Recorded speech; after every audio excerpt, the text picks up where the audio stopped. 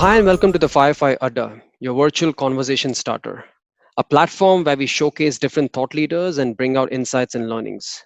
In today's episode, we talk about the chefs and the food industry and how this pandemic has actually sort of affected this industry and the chefs overall. So it's lockdown 4.0, and the malls and restaurants are still in a limbo. Everything is sort of shut down, and the nature of the business is as such that it is actually very people specific. And this is one of the industries which is actually the worst hit.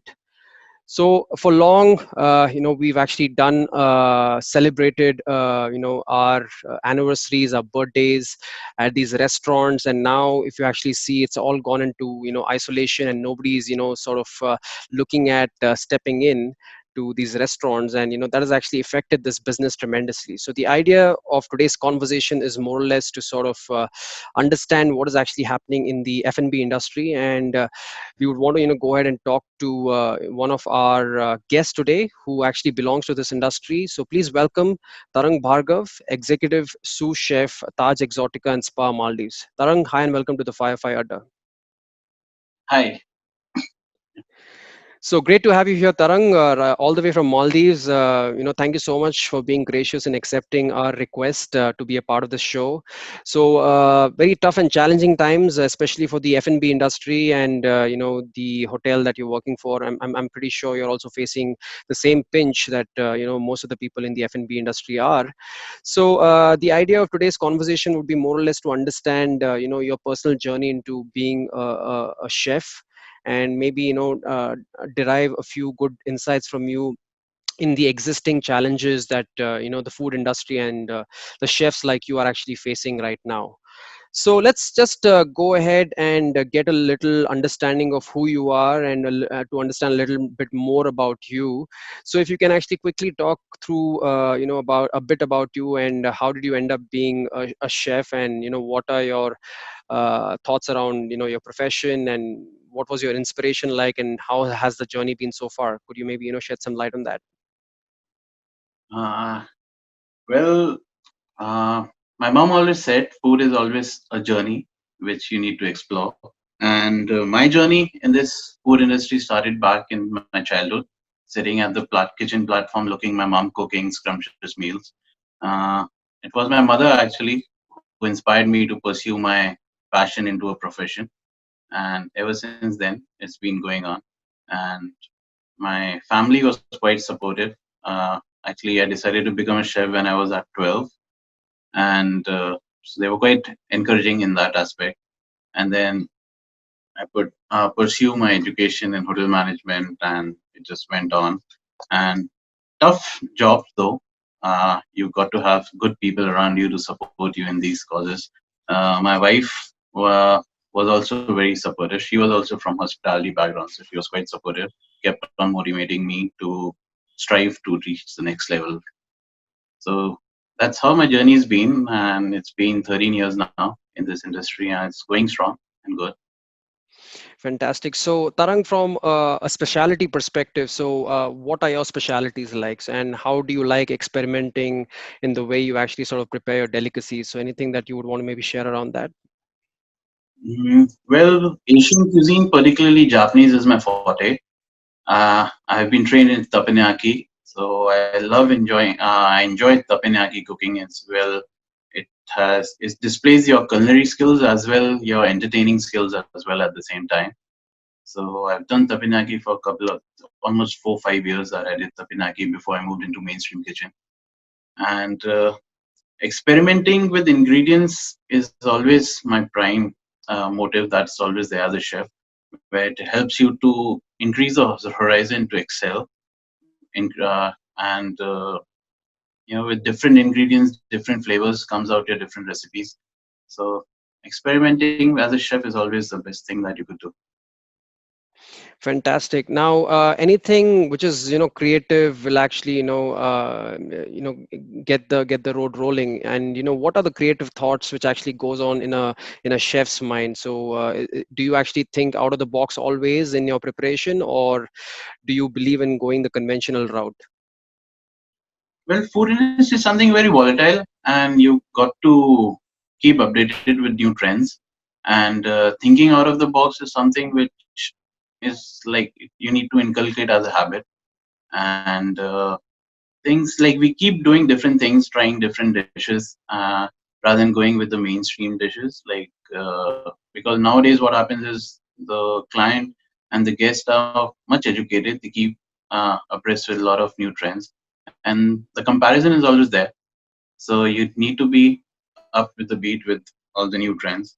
And taste, uniqueness of local ingredients, that's something which is of prime importance. Great. So, how has the journey been so far for you? You've done your hotel management, and you're 13 years into this industry. So, how has it been so far for you? Has it been very fulfilling? Has it been the right choice for you in terms of your profession? It's been quite rewarding though.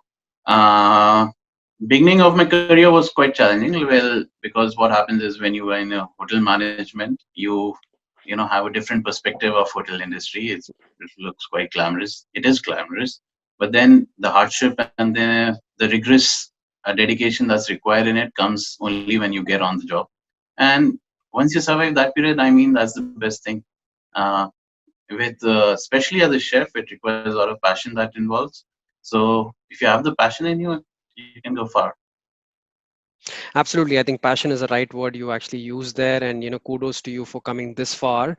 Now there are a lot of these aspirations that people have. A lot of people aspire to be chefs like you. So these are sort of lockdown times for many of us. So is there any sort of a medium or a platform that they can actually go to understand what does it actually take to be a chef just like you? So any sort of tips or tricks that you can actually provide to budding chefs or people who want to actually get into the food and beverage industry?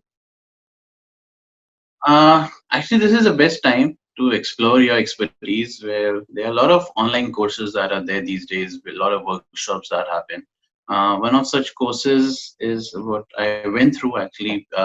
We have a lot of interns in, and they quite go through. One of the courses was from Leeds, Leith.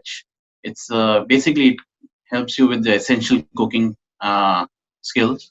So that's something if some budding chefs would love to have that workshop done, helps you, clears off your basics and uh, set techniques. So great. I think we'll maybe capture a few more from you and maybe put that in the description when we actually get this video out. And the next thing that I want to actually ask is any positive thoughts or any success mantra that you would want to leave for the audiences here? Well, believe in your dreams. That's the best. No, absolutely. So, great thoughts there. So, I think we're doing this a little differently in my show, or usually this is the last question, but we've actually sort of tweaked that a little bit because we're actually breaking this conversation into two parts. So, now maybe we'll actually talk about part two, where we talk about, this pandemic and how it has actually affected the chefs and the food industry overall. And this industry overall has been the most badly affected, and the government hasn't really come out with any safe package for the people who are actually involved in this industry. So the other day I was actually looking at an interview, and a lot of the F&B experts are actually sort of crying out for help from the government to actually bail them out, but there's not really any package which is actually announced for this industry very specifically. So it has been treated in a very indifferent way, not to a liking of a lot of the people. So with that perspective in mind, I think it becomes relevant to maybe dive into a few of the questions which actually revolve around this topic of COVID-19 and how chefs in the food industry is sort of shaping up to this pandemic. So with that in mind, what would be the eating out experience look like post the lockdown and during these post COVID times, or even during the COVID times? So what is your take on that? Social distancing being the norm, people wearing masks, will that be the norm going forward? Well, social distance has become a new normal now, and nobody would like to take a risk to go out without these things nowadays. Actually, so I feel this norm is being adapted by all the food industry people to get going, and people love their food, and I don't think they'll have any challenges to go any far with any restrictions. And there's a lot going to be changed in hotel industry and food industry in particular, with so many hygiene aspects and safety aspects that have come in by the government and the global scenario. So are you going to look at more innovative approaches from the restaurants within the hotels to come up with maybe some compartmentalized, sort of cabins for people to sit in and have their food and experience the food in? So is that going to be something which is going to come up? I think a lot of people will try a lot of innovative things going forward, right? In fact, a lot of restaurants have already started. Like countries like Sweden, Netherlands, Thailand, they've already opened their restaurants. Uh, in resistance to COVID-19 perspective. There's a restaurant in Sweden which has actually, it does not have any waiters to serve food. The food is kept in a basket from the kitchen and it's pulled through the pulley system to the tables, and guests themselves pick up the food from the basket. Few restaurants in Thailand have got plastic partitions between each table to respect the social distancing norms that are there. And in fact, few restaurants have also come up with, they put televisions to display what is happening in the kitchen, so that the guests are more confident in eating what they are going to eat. So there are a few new things that have been coming up, with also with the new trends that will be coming up after once everything opens up. With be You will be seeing servers with masks, gloves, and looks a little weird, but then we get habitual to such things now. The next time you check into a hotel, someday, check-in might look a little different. Seema Modi explains. Hey, Seema. Hey, John. With nearly 3 out of 4 hotel rooms empty across the nation, hotels are doubling down on hygiene measures to ease travelers' concerns. And it starts right as you enter the hotel. Plexiglass at the front desk, while encouraging keyless check-in to minimize interaction with the receptionist. Inside your room, visible signage confirming hotspots like the thermostat, remote control, shower handle have been cleaned. And if you're used to your toiletries being neatly organized on a hand towel by housekeeping, that's likely going away. In fact, Marriott expects a reduction in housekeeping during a guest stay. No, I actually know of a restaurant in Bangalore. That is a place where I live in, where robots act like waiters. So, do you see this trend, taking precedence now with this pandemic on the rise? Well, this would be a norm, but I won't say that robots will take over humans in such aspect, because hospitality is all about the personal touch that is there, the emotional connect, and it would be difficult to get technical aspect, technology replacing human beings there. So, do you believe innovation is the way forward, and that is what the restaurants and the F&B industry needs to take a closer look at to succeed in a post-lockdown COVID-19 scenario? Uh, True adaptability to the changes is a prime here, uh, because the industry is quite hit in this crisis, and people who would be able to adapt to new changes, they will survive. We'll have to rework all on the norms, the policies, approaches towards guest handling, and especially the recipes would be changing as per the new norms. People are getting into well-being and healthy food these days. So all this would definitely change a lot in the food industry. So, I mean, people love to eat outside. I mean, there's no denying that they love celebrating their special occasions at restaurants and, love eating their favorite food. Now, but the anxiety is as such, and, it's at an all-time high. And, people have apprehensions and, have that, self-doubt in, stepping out to a restaurant. Now, how does maybe a restaurant or a hotel, win back the trust of the people? So, is there any approach to that or a thought process to that? Well, I believe there is no deficit of trust though, but yes, fear that prevails in everybody. Uh, from my take on this is showcasing the best practices and communicative marketing would be something which will play a very important role in this, in removing the fear from the guests that come into time. Great. So I totally agree to that. And when do you think the restaurants and hotels should really open? So are we actually prepared right now to open it up, maybe post lockdown 4.0? And what kind of safety protocols? You did actually, touch points around, servers wearing gloves and, mask. But is there anything else, beyond that, that the hotels are closely sort of evaluating in terms of, serving the food? And when do you think the restaurants and the hotels should actually open up?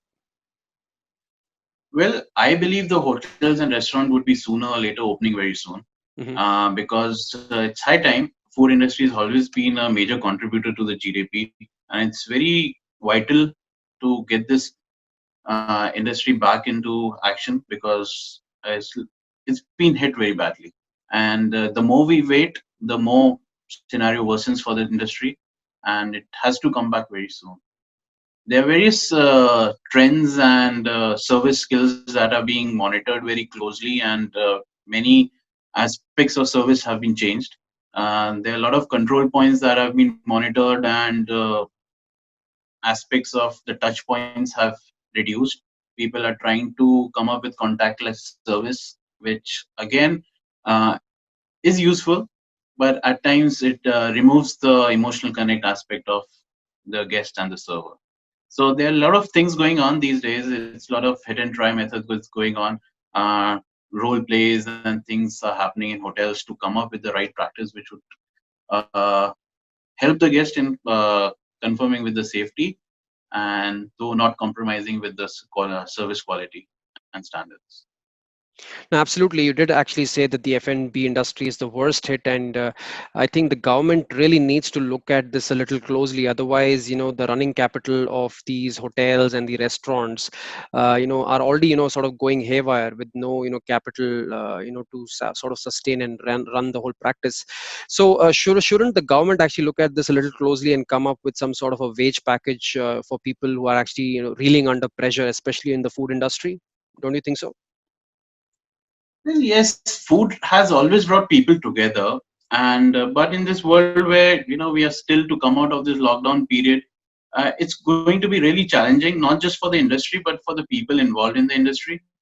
Uh, as I said before, it's a very labor-intensive industry which cannot be replaced by technology, and I mean we cannot expect an Alexa, suggesting us what to have for dinner. Mhm. Yeah. I mean, it's always the human aspect that is required. A chef who would suggest as per your needs and your eating habits.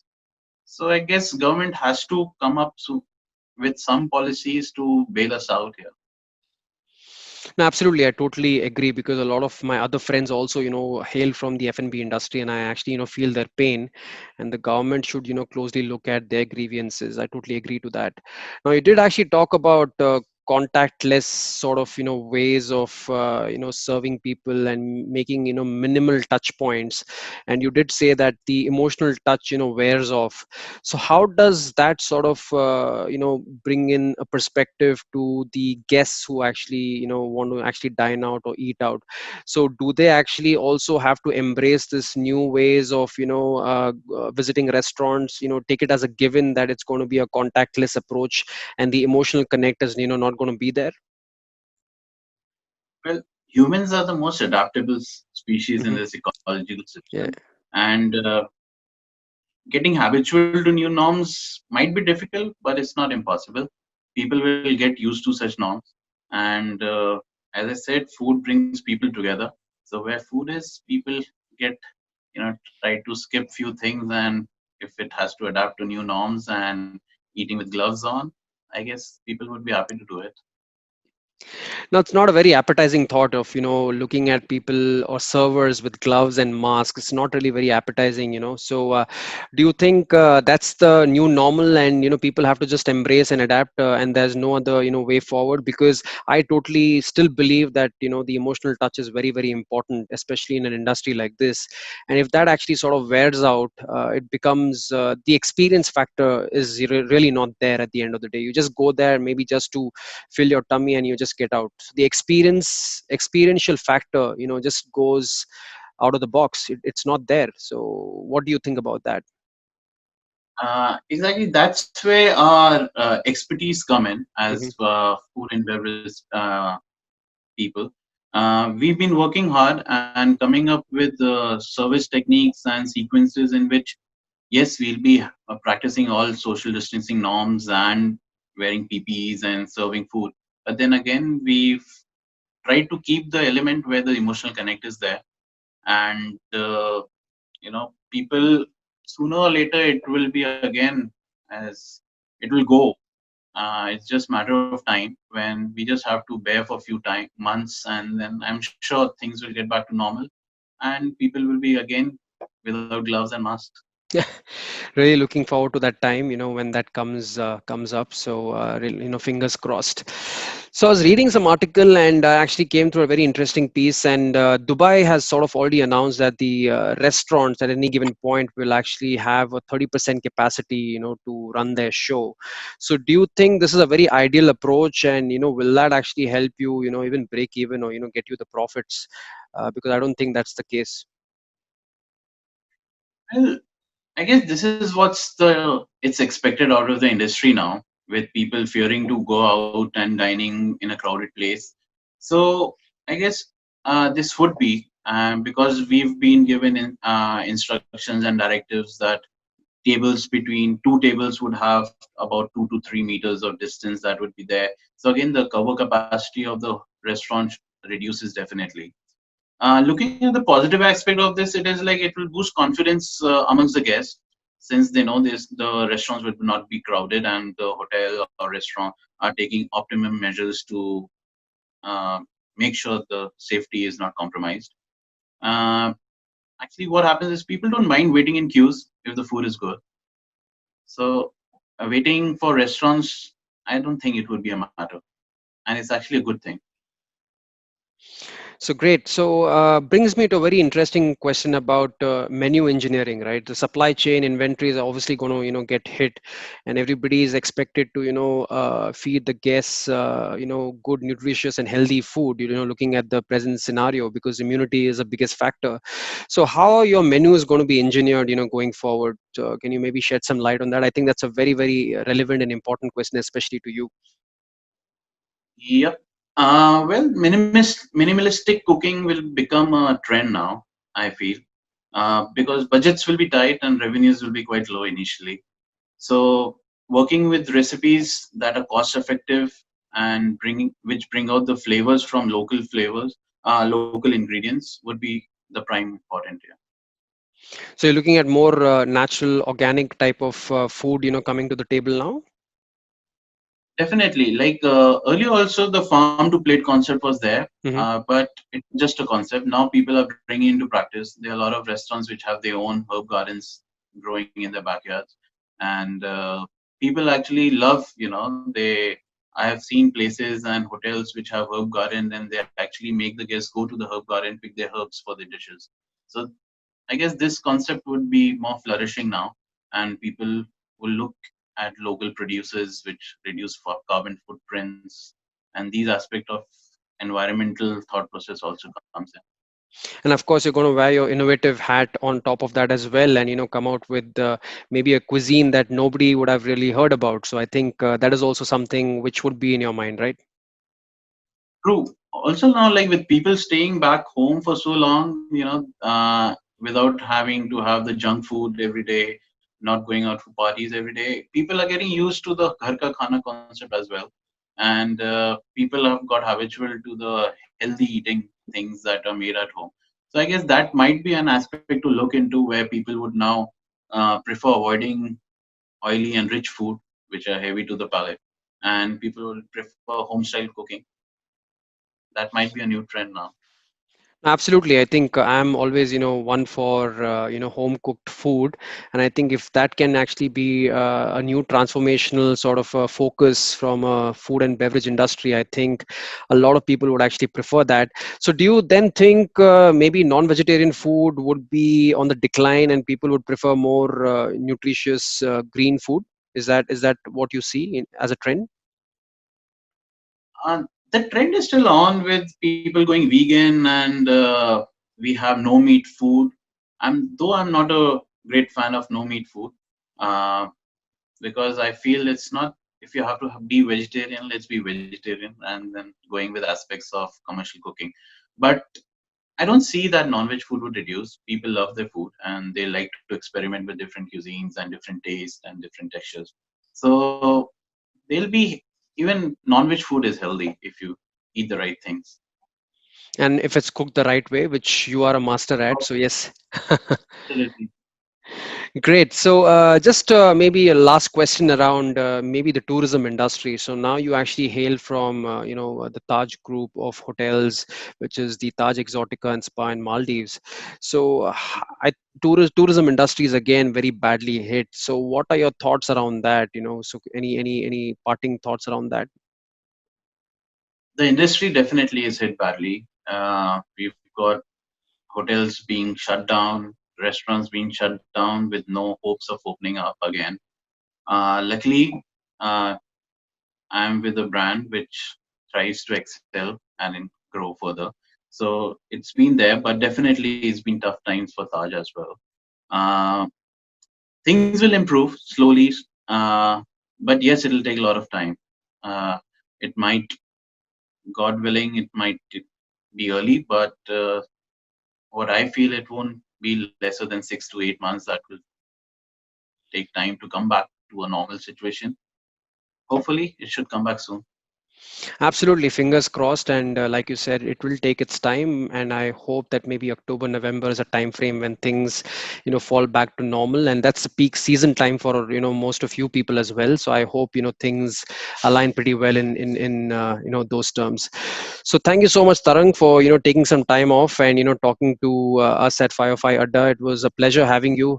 Great perspectives, very different from what we've actually been doing, a different industry that we actually brought into the fore. And who better than you to actually sort of articulate the present scenarios and how things are sort of shaping up with the COVID-19 situation. Thank you so much, and we wish you the best, and hopefully things fall back in place, like the new normal. uh, Thank you. My pleasure. Thank you so much for inviting me. Thank you.